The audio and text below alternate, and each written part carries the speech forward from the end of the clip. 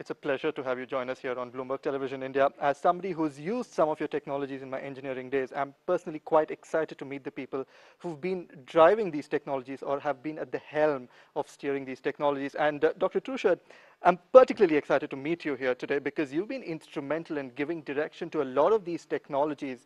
But just help me understand, how has the landscape changed over the last 4 decades? You've been fortunate to be looking at the landscape and possibly even changing the landscape out there. How has it changed? It certainly has changed. When I started my career back in the mid to late 70s, everything, all the measurements we did were very manual. For example, we actually took pictures with a Polaroid camera of the waveforms on the oscilloscope, and we used a ruler to determine the amplitude of the signal. Now we have totally automated systems that digitize the signals, can be stored on disk and displayed and analyzed. So it's tremendous change has taken place. National Instruments has been a key player in driving the move from manual measurements to automated measurements. And it would take hours to do what we now do in fractions of a second. And how has that changed the world of engineering? Well, it's substantially raised the productivity of engineers because we may have spent a year doing something we literally do now in minutes. Okay. Jairam, 1998, that's when you started your offices here in India. How has our country changed after they've started using your technologies? I remember flight control systems. It took 36 hours to test one flight control system. That would mean that aircraft is down for 36 hours. Okay.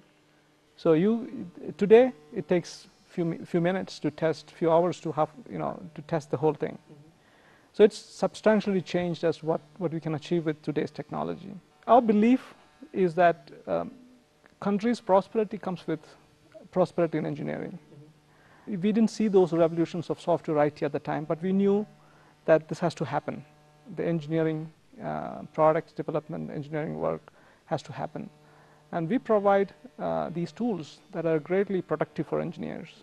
Dr. Trushad, talking about you as an entrepreneur in the 70s, we meet a lot of students out here who have fantastic engineering ideas, but what they possibly lack is the business acumen to actually, take the idea out on the street to, get the rubber on the road.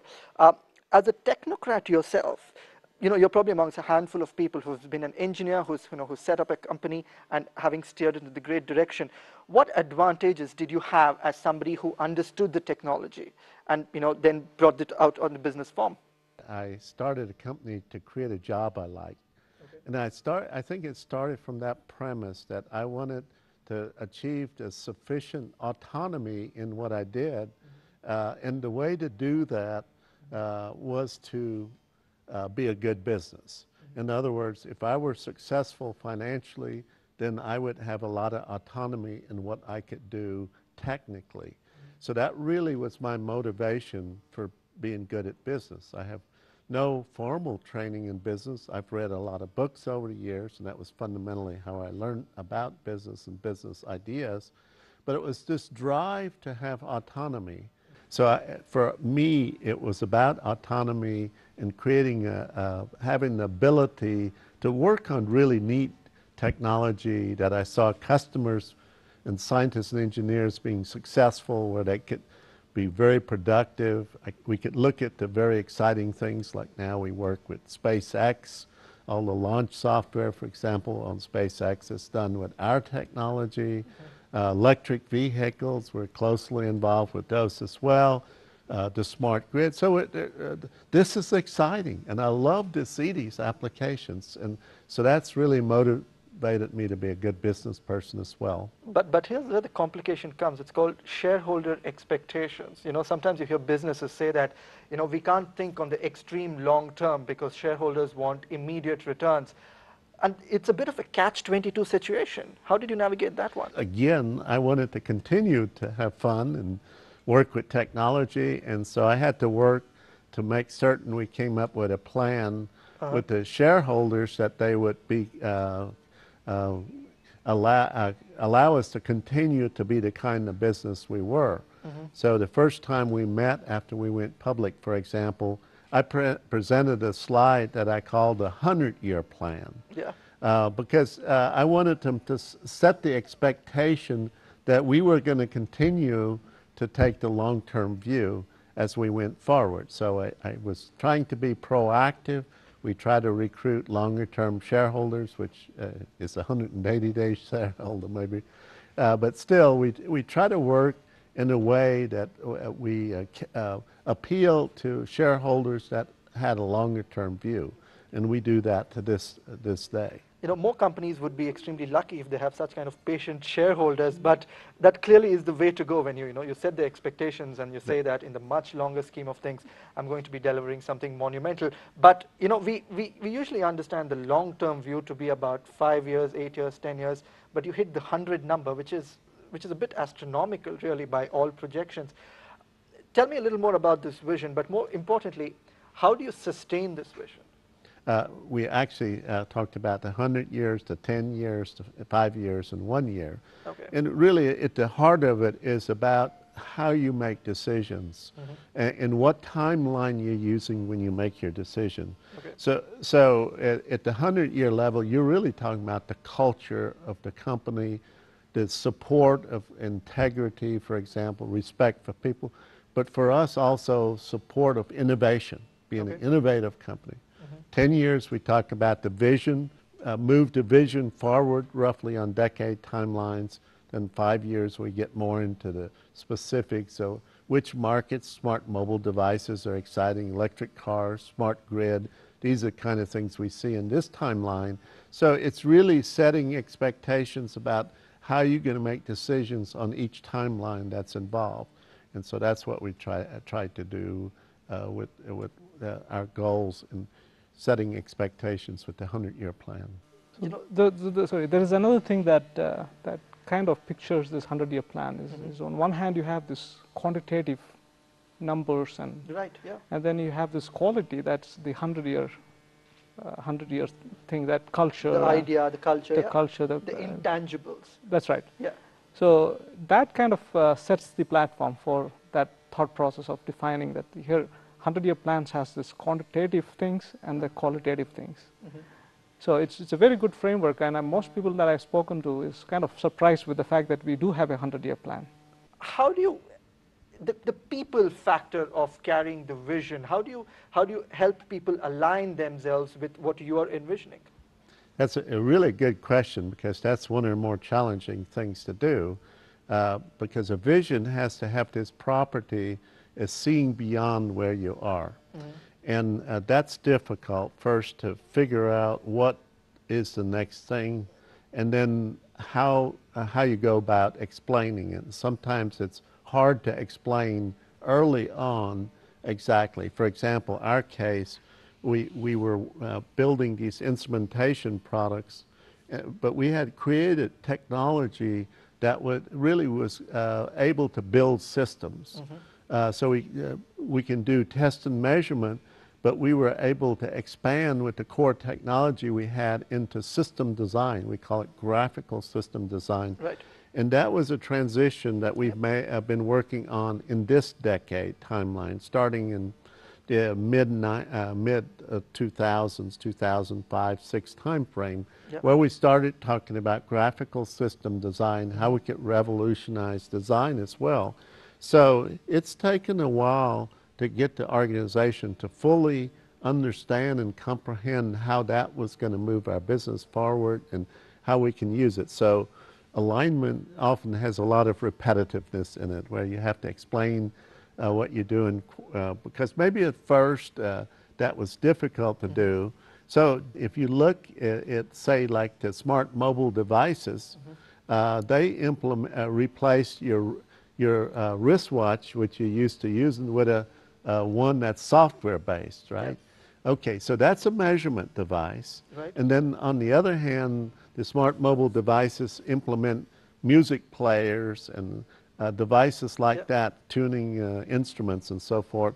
That's embedded device or a system. So you got these two application spaces served by the same technology.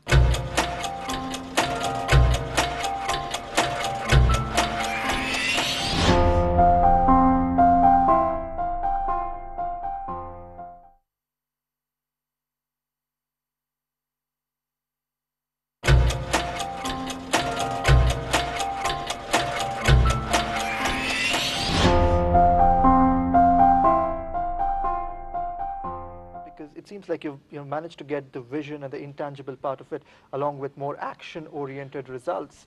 So, what is the combination of both of this? The sum is greater than the parts. One of my favorite phrases is to the goal is to define the competition off the playing field.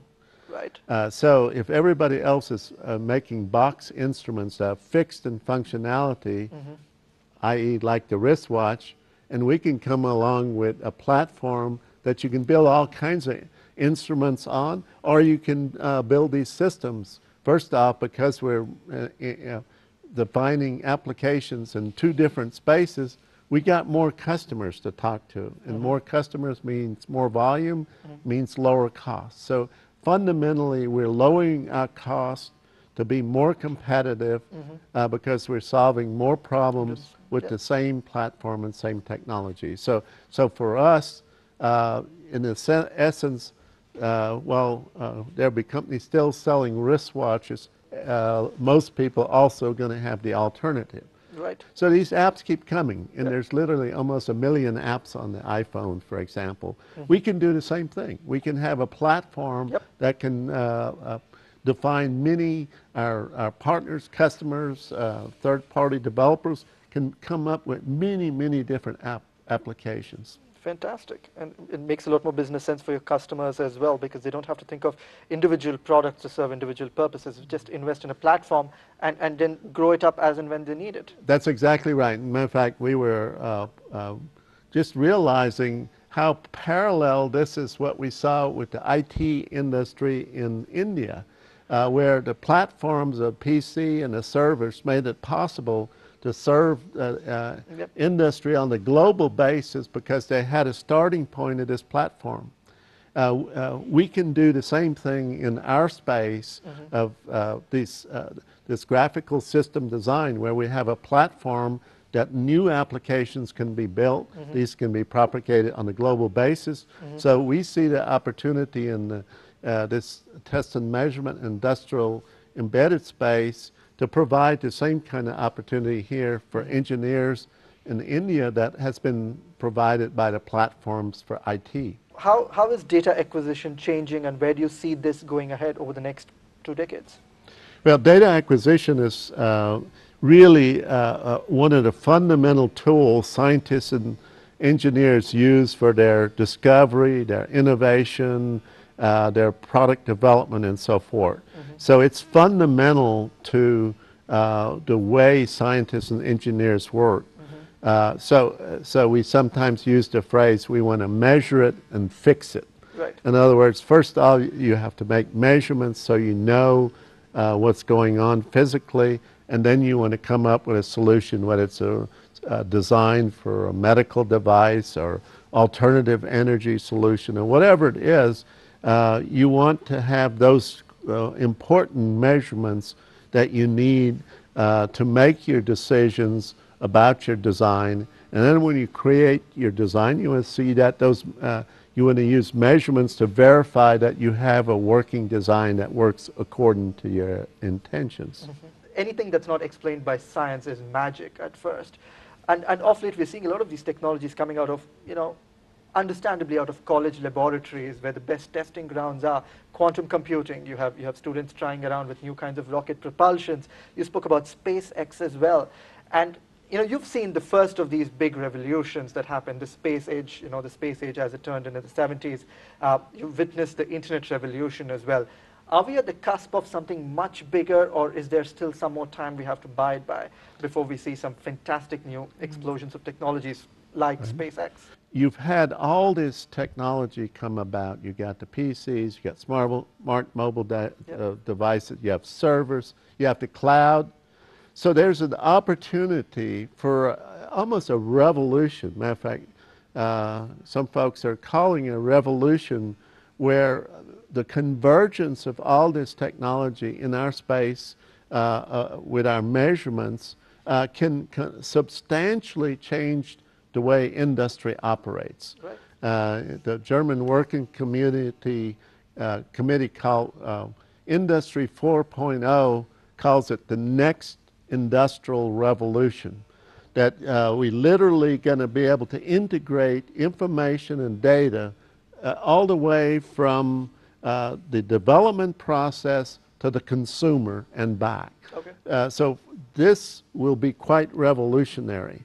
So it combines IT technology with science and engineering technology to really allow for a step change in how things work. So I see that's imminent in this time frame, that we're going to see this convergence of these technologies, and it's all about this measurement data that we work with on every daily basis. We call it big analog data.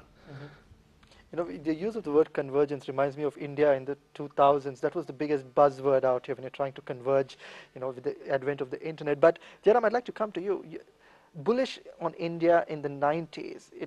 It's a bit of a, you know, a move when you look back at that point of time. It could have gone either ways. What gave you the cues to be so confident about this country? So it is easy to be bullish right now. I mean, and in longer term, India, right? It's obvious.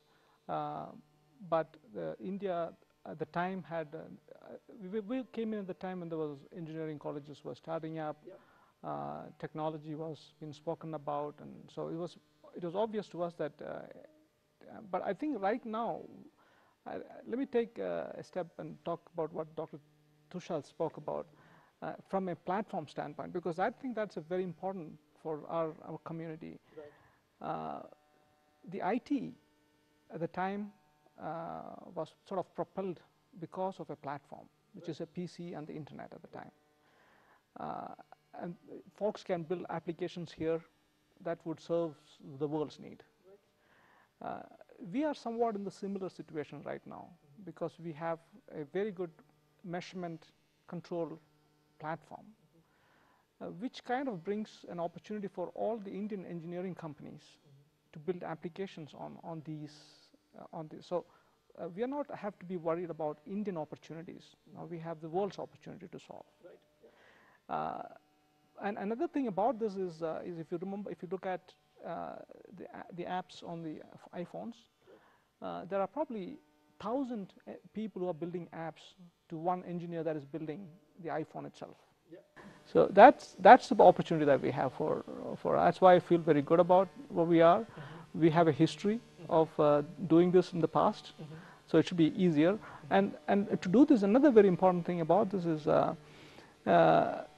the platform that is built, that is going to be built for solving grand challenges of engineering, should be in the hands of engineers. Fantastic. So essentially, you can build applications. So you're learning. It's like a child learning cycling. And if you want to be a cyclist, you can take a cycle and learn the cycle. And as you go along, you learn more about it. You learn the aerodynamics. You learn the physics, and you get a small device, and then you build on top of it.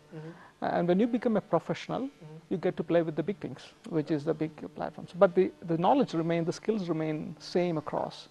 So we just started off with that. So when the students pass out, they will be industry ready. They'll be able to use the modern technology to build these applications.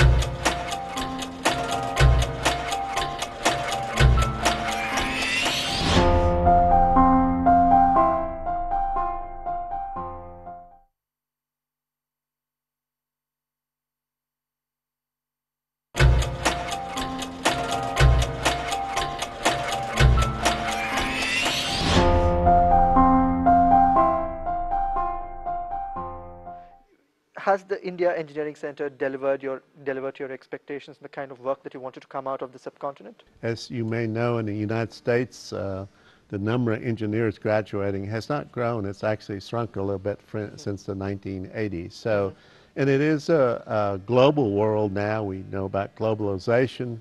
We know how important it is to have local engineering so that we can build our products to meet the global needs, first off.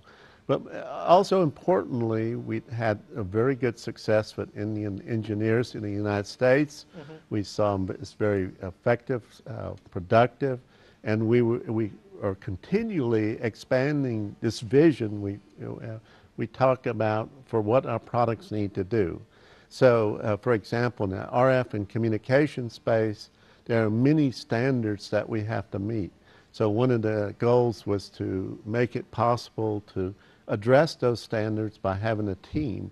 And so we assembled a team of experts in this space, and now we're doing some very, very good work that's critical for our strategic plans as we move forward. Likewise, in the areas like vision, we're able to once again do some very, very good work, state-of-the-art, with very talented people. So it's been quite successful. You know, I'm excited about how you're using the words talented people and the strength of people out here and your vision. How are you transferring that passion onto the future generations? How are you nurturing talent? How are you handing the baton over when you decide that you want to relax and resign to the countryside? Well, we start with the 7-year-olds. We work with Lego. They have a product that called Mindstorms, which is for 10-year-olds. It uses our software, a simplified version. And then we have a version that's used in education called We Do for 7-year-olds. So we like to say kindergarten through rocket science. Well, I think science and engineering starts out exciting. It's kind of the way it's been approached with the teaching, textbooks and so forth, that have really not brought it to life in this exciting way. I've always found it personally. So by working with Lego, we get a very early start. Sometimes they say children start out as engineers, and we teach it out of them. So our goal here is to make certain that we're keeping that desire to build things and present and part of it. And then through the use of abstraction, we make it possible for a much broader range of people to implement these electronic systems now through our LabVIEW approach that abstracts some of those details. Those transistors we don't need to worry about. We'll have experts who can do that, and we need some of those, but fundamentally we'll have 1,000 people for every one that's working at this lower level, working on solving the real-world problems that we see on a day-to-day, whether it be medicine, whether it be exploring space, military applications. One here in India that we just had is keeping milk from spoiling. Can I just add from what he said? India, we have lots of talented engineers among the ones that you mentioned. Quite a lot of them, but there are quite a few very creative engineers. And you know this experience firsthand, but it is very hard to get funding for engineering type of projects. It's easier to get funding so the access to resources and access to technology is very hard for these folks. What we have done is to help through a program that we've initiated called Planet NI, Nurturing Innovation, to identify businesses that can really make sense. And the one that he mentioned earlier about milk chiller application, which is very simple and noble application. India is the largest consumer of milk and producer of the milk. We throw away 30% of that. But with our technology, with an entrepreneur starting that business, farmers, you're leaving money in the farmer's hand. So there are many such projects and entrepreneurs that we are supporting through our technology to help them solve some of these applications, some of the solutions some of the problems that the society is facing right now. Gentlemen, thank you so much for your time. It was a delight having you join us here on Bloomberg Television India.